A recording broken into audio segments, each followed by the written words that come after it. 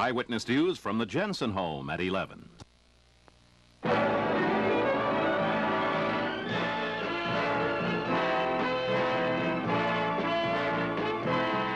movie of the week.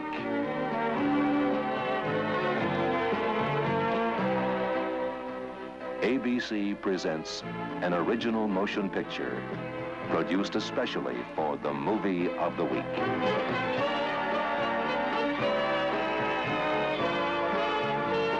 Tonight on the movie of the week. Whatever happens again, I'm gonna come down here and shove this pipe so far down their throat they're gonna see daylight at both ends. Robert Conrad, Shelley Winters, Dean Stockwell, Broderick Crawford. Then I want to see him hang. Pat O'Brien. Bless you, brother. Nick Carter. Michael Caine stars tomorrow night at 6:30. This is Channel 7's Eyewitness News, a complete report with Joseph Benty, John Schubert, Ralph Story, Stu Nahan with sports, and Alan Sloan with the weather. Good evening. I'm Joseph Jenson, and this is tonight's edition of the Eyewitness News. I'd like you to meet the members of my family, my wife, Marlene, my two sons, David and Robert, my two daughters, Linda and Ginger. Mr. Jenson, thank you very much for bringing us into your home. We congratulate you also because it's been an experience for you, I know, and enlightenment and so forth, seeing what the business is like. It's been an experience for us, too. There is, of course, a very serious side to this program, and it begins with a story which developed tonight in San Diego. Police in that community now say they have control of a disturbance that erupted outside and inside the doors of the San Diego Sports Arena where a Rolling Stones concert was being held tonight. 30 people at last report were arrested and at least 3 persons were injured, 2 policemen and 1 man who was taken to a hospital with glass in his eyes. According to San Diego police, several hundred young people were unable to get into the Rolling Stones concert because of confusion over counterfeit tickets.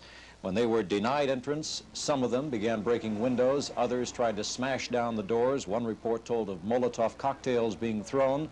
But as I said at the outset of the story, police in San Diego now say the disturbance has been quieted. Joseph? Thank you, John. That's the first of our news stories tonight. We'll have much more after we take time out for these messages.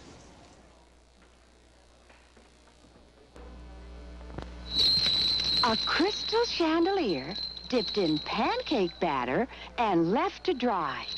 What a test for the first lemon-freshened automatic dishwasher powder, new Palmolive Crystal Clear. Its exclusive lemon-freshened powder cuts through egg, grease, dried-on food, leaves things sparkling clean and clear. Look for the easy pour pack of new lemon-freshened Palmolive Crystal Clear. Behold the man suffering the aches and pains of life. Headache, sinus pain, toothache, muscle ache, minor pain of arthritis. For hours of relief from these pains, Excedrin. With more pain relievers, more total strength than any other leading tablet. Excedrin, the extra strength pain reliever. Ready to go at Kinney Shoes. It's Super Sneaker. Kinney Super Sneakers are fast and sneaky. 2 little pieces of heaven right here on Earth. Ego trips for your feet in freaky colors. Kinney Super Sneakers for kids and big people. Giant steps for mankind in klutzy, nutsy Super Sneakers. See the pileup now at Kinney Shoes. Take it from me, this is a great car. I've been driving 19 years, and I've owned 12 of these. If the logic of this argument escapes you, you're ready for a Volvo. Volvos are built to last. Buy one. Then you can start talking about how few you've owned. If it wasn't a great car, why would I buy so many of them?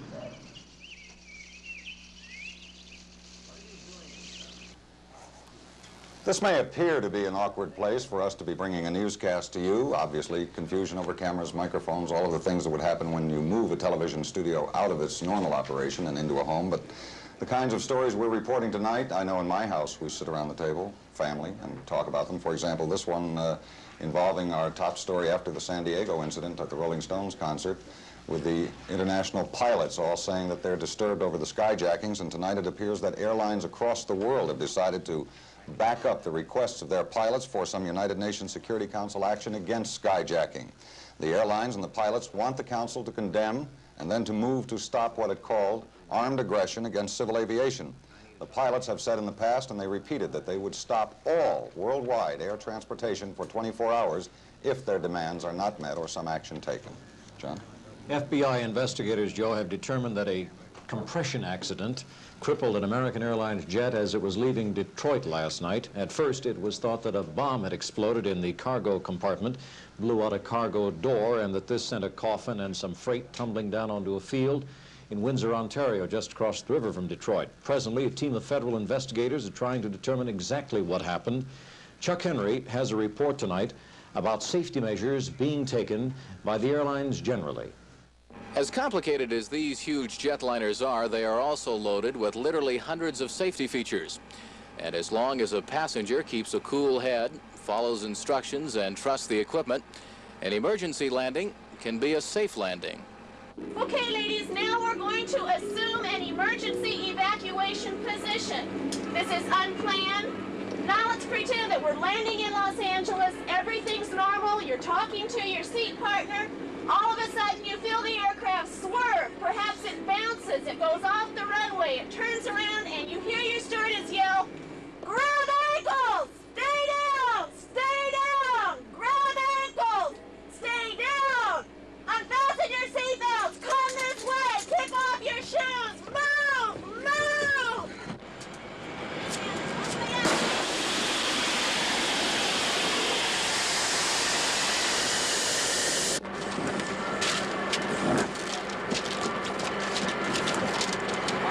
Come this way! Move! Move!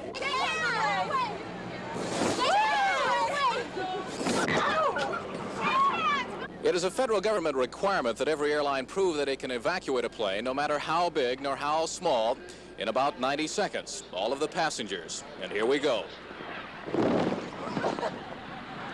Chuck Henry, Channel 7 Eyewitness News at the Western Airline Training Facility. That is kind of fun. Calming the lounge of an American Airlines jet, now we can keep things consistent and watch Stu Nahan in the lounge area here in the Jenson. I would like to thank Mrs. Jenson for the garbanzo beans and the hot dogs wrapped in tin foil. It was very nice of you. These guys told you. But I would like furthermore to introduce my two assistants on our sportscast tonight. This is 9-year-old Ginger Jenson, and this is 17-year-old Linda Jenson. You're the one who made this whole cockamamie affair, aren't you? But they are also Laker fans. This one likes Wilt Chamberlain, is that right? And this one likes Jerry West and John Schubeck. And I just embarrassed you in front of all your friends. Okay, let's take a look at sports. What about what? A special House Committee on Crime looking into irregularities involving sports was told by a gambler today, a fellow who admits working with organized crime leaders, that horse races in just about every track in the East have been fixed. ABC's Bill Zimmerman provides us with the background. The man wore sunglasses, was under heavy guard, and assumed the name Bobby Byrne. He said he was connected with organized crime, and he talked of fixing races at about 20 tracks from Maine to Florida. The man said he paid trainers and jockeys to hold their horses back, and then he found out about a drug that would do the same thing. He drugged as many as 8 horses in a 10-horse race, then bet on the others. It is the winners that are tested for drugs after the race. So we found out about this drug.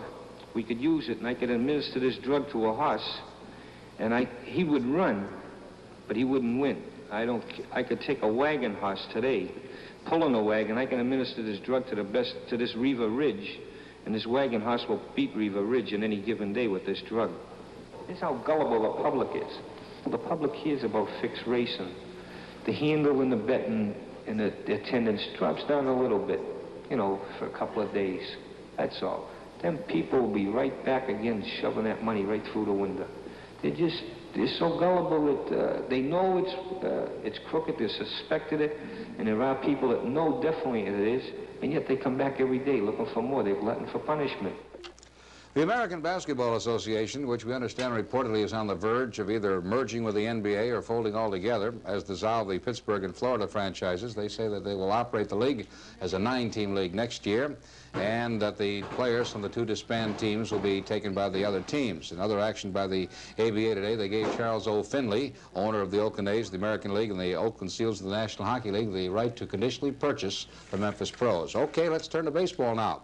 The Dodgers, behind the base running of Manny Mota, who stole home, and Billy Buckner, whose base hit drove in the winning run, scored a 2-1 victory over the Cardinals tonight. Tommy John got his 6th victory with some relief help from Jimmy Brewer. And let's take a look at some of the other National League games that were played. Cincinnati took a pair from the Phillies by scores of 8-4 and 4-2. They are now 2 games in front of the Dodgers in the standings. The Expos dumped the Astros 5-1. It was Atlanta over the Nets by a score of 6-5 on Henry Aaron's 650th career home run, the 10th. San Diego beat the Cubs 4-3. Giants Pittsburgh were rained out. In the American League, well, the Angels had to go 11 innings, but they beat the Cleveland Indians tonight by a score of 3-2, and thereby thwarted the effort by Gaylord Perry to win his 11th game. Texas defeated Milwaukee, and it was Chicago over New York by a score of 2-0. Kansas City beat Boston 4-2, Minnesota over Detroit 3-1, and the final score, Baltimore beat Oakland 5-1. That's sports. Thank you, girls. Once again, here's Joseph. Thank you. We have a late report from Birmingham, Alabama tonight. More than 30 persons have been injured in an underground explosion at the Concord coal mine. There are very few details available at this time, but ambulances and rescue workers have been sent to the Concord mine near Birmingham. We'll have more news. Ralph Story, as you know, wouldn't miss this for the world. He'll be here right after this. Announcing the opening of the Chicago Expressway, a new, easy way to get to Chicago.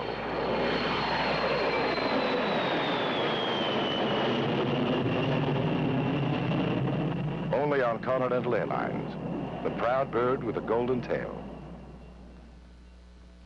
Mama, I thought you were dressed. Oh, I forgot to put on my powder. Mama, I'm getting married in 1 hour. I'm going to be cool and collected, even if it is the hottest day of the year. Oh, I should have eloped. You told me not to be too emotional. Mama. You know the first time I ever used this No, Mama, when? was when you were just a baby. Johnson's baby powder, for the little bit of baby in all of us. Ultra-Lucent Waterproof Makeup by Max Factor. The all-weather makeup for the active life you live. It's waterproof. Its natural look stays fresh no matter what you're up to. It's perspiration-proof. And waterproof makeup goes on silky smooth, protects and moisturizes. Lets you go anywhere beautifully. Ultra-Lucent Waterproof Makeup, only by Max Factor. When you're hot, and this gold duster is red hot. Well, it's not really hot. I mean, you have to buy it at your Chrysler Plymouth dealer. Oh. Michael Caine stars tomorrow night at 6:30.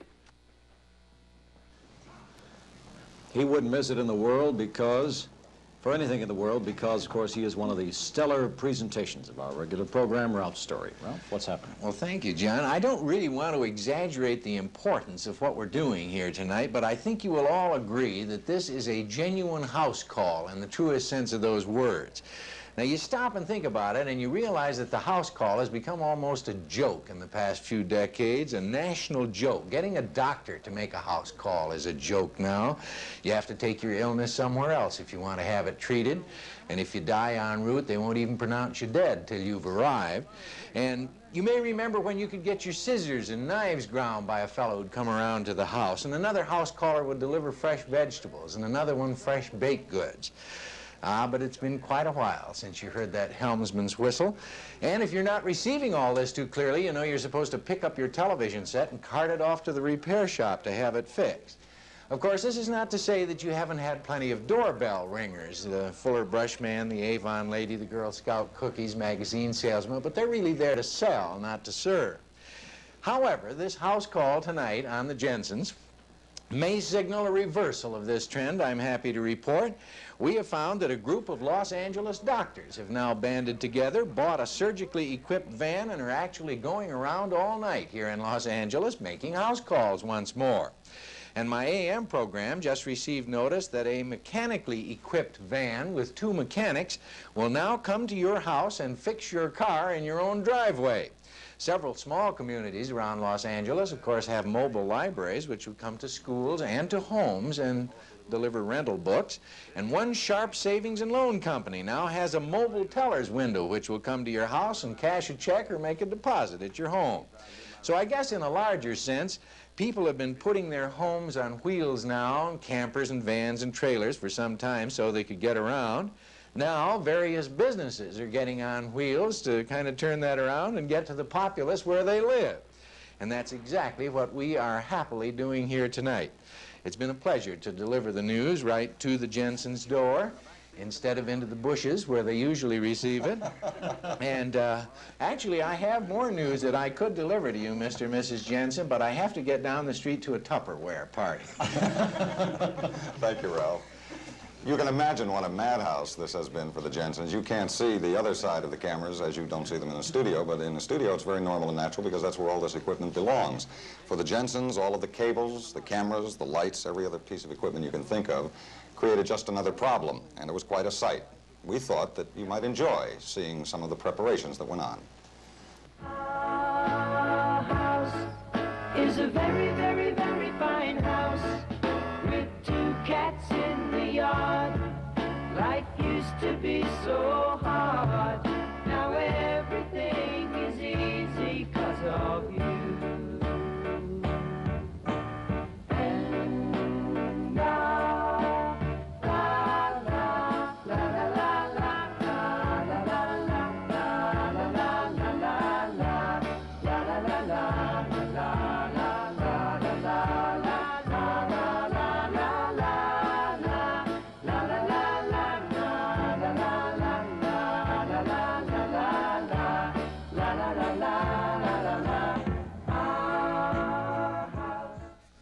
All of that just to make this possible. It's the first, and oops-a-daisy. And we've been, yes, welcome. What does it say, Mrs. Jim? Welcome, friendly Eyewitness News team. Well, thank you. Thank you very much. After asking you if you watched the president in Moscow, should I ask you, did you bake that? No. You didn't bake that? Okay. What kind of cake is it, Ms. Jenson, do you know? Marble. Stu, that's right up your alley. Wow, let me tell you. How did you know I was going to ask you that? It's okay. Past reputation follows everywhere. This is a very, as I tried to say at the beginning of our broadcast, a very awkward place for us to be, but in reality, in the long run, 365 days a year, give us the weekends off, 52 weeks a year, give us 3 or 4 weeks for vacation. We do this, we come into homes through an electronic process, and tonight we did it for real. I don't know, I don't feel any differently. I think we got all the news in, and I don't know how the Jensons feel. You know, it really is, because it gives me the feeling that, well, it really isn't that much different. Mr. Jenson, I want to thank you very, very much on behalf of all of us who are here. And I know you'll be back tomorrow, you know. For the AM show. Are you going to welcome us back again if ever we come back live? Oh, I think I would, really. I mean, it's been a pleasure. How about you, Ms. Jenson? Would you have it all over again? Yes, I think so. I see. Oh, well, if you invite us again, we'll come back again. Thanks very much. For all of us, good night.